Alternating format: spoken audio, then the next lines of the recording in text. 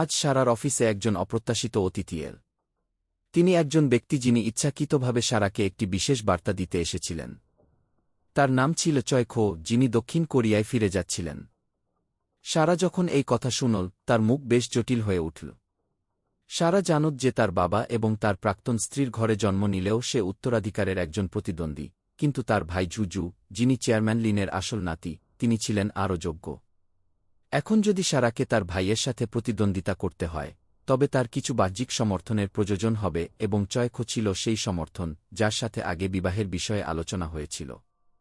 সারা অনুভব করেছিল যে এই বিবাহটি কেবল একটি ব্যবসায়িক চুক্তি, কিন্তু এখন ইউন হাও তার জীবনে প্রবেশ করায় সে বিভ্রান্ত ছিল।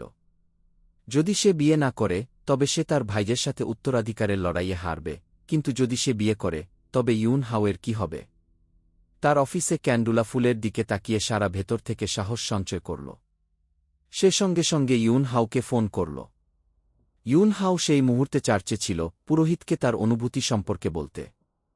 পুরোহিতও তাকে বললেন যে হয়তো সে পুরোহিতের পোশাক পরলে তার সিদ্ধান্তের উত্তর খুঁজে পাবে। ইউন হাও পুরোহিতের পরামর্শ নেয় এবং পুরোহিতের পোশাকে চার্চের প্রবেশপথের দিকে হাঁটতে শুরু করে। সেই মুহূর্তে সারাও চার্চে এসে পৌঁছায় এবং ইউন হাওকে দেখে তার হৃদয় কিছুটা নরম হয়ে যায়। সে ভাবল হয়তো ইউন হাও তার সিদ্ধান্ত নিয়েছে এবং এখন সে প্রস্তুত। সারা ইউন হাওকে সিঁড়ি দিয়ে নামতে দেখল এবং তার চোখ জ্বলে ভরে গেল। ইউন হাও বুঝতে পারল যে সারাকে বুঝতে হবে, কিন্তু সেই মুহূর্তে সারা শোনা বন্ধ করে দেয়। ইউন হাও সারাকে অনুসরণ করে তার বাড়িতে আসে। সারা অনুভব করল যেন সে তার কাজগুলো ন্যায্য প্রমাণ করার চেষ্টা করছে, কিন্তু ইউন হাও বলল, আমি জানি তোমার বিয়ে হয়েছে।